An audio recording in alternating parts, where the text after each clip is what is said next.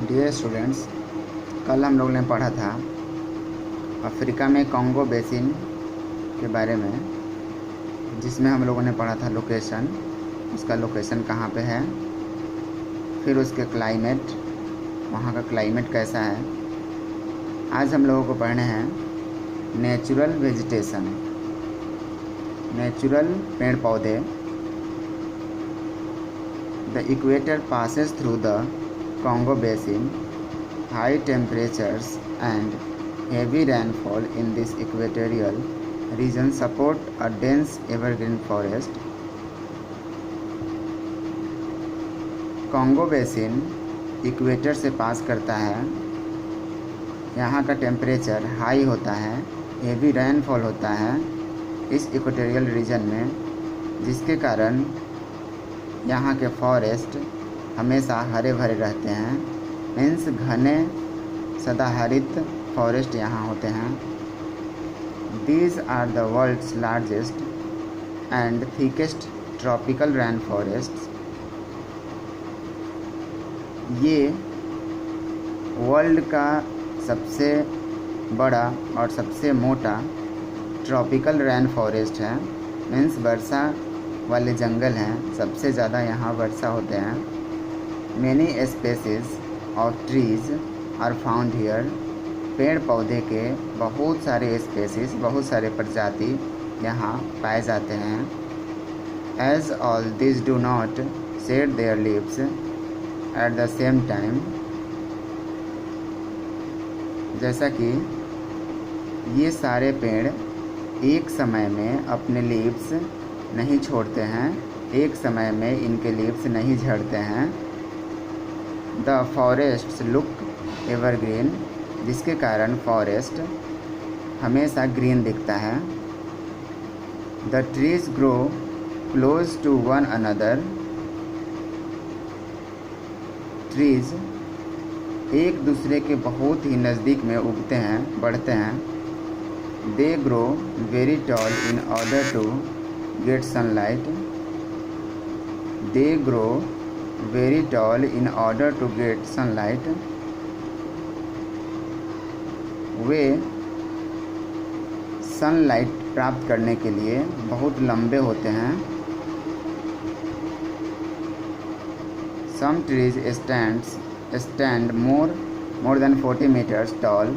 कुछ पेड़ इतने लंबे होते हैं जो 40 मीटर से भी ज़्यादा होते हैं। The trees form a canopy preventing sunlight from reaching the ground. Trees इस रूप में हो जाते हैं, इतने घने हो जाते हैं कि सनलाइट को ग्राउंड तक पहुंचने ही नहीं देते, पहुंचने में बाधा बनते हैं। Below the tall trees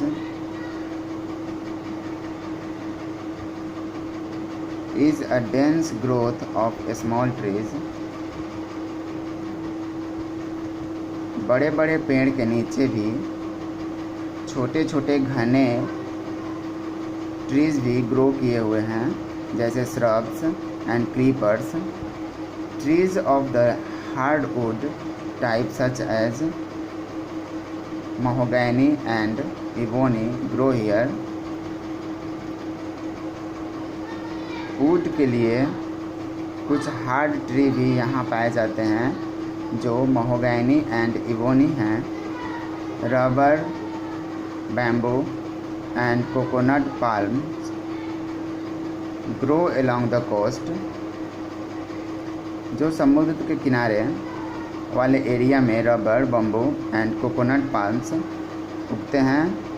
the forests are useful as they provide raw material for many industries.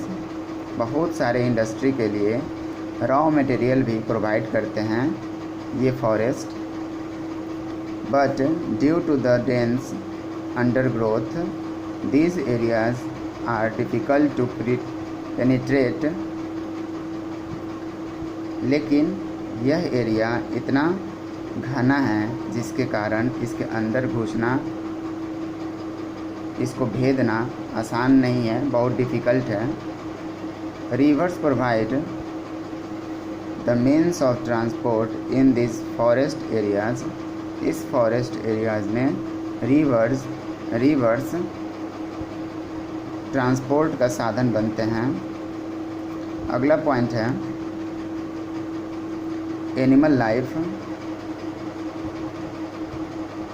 The rain forests are home to a large variety of animals such as baboons, gorillas, chimpanzees, various types of colorful birds, and reptiles like pythons and crocodiles.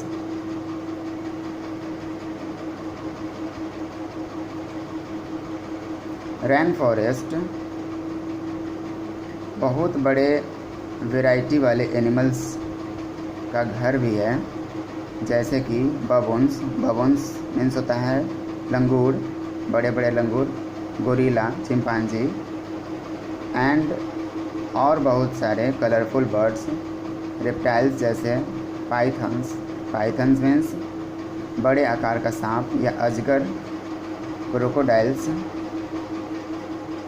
Hippopotamus, rhinoceros, elephants and wild buffaloes are also found here. Hippopotamus, rhinoceros, elephants and जंगली buffalo भी यहाँ पाए जाते हैं। The Congo region is thus a natural habitat to a variety of animals.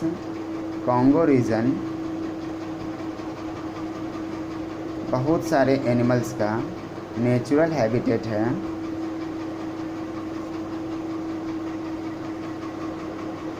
ये picture आपको है वहीं के जंगल में रहने वाले ओकापी का।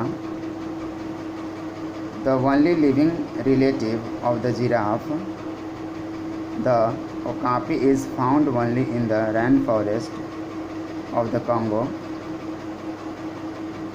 जिराफ का सिर्फ एक रिलेटिव है ओकापी, जो इस कॉन्गो के रेन फॉरेस्ट में पाए जाते हैं। Thank you.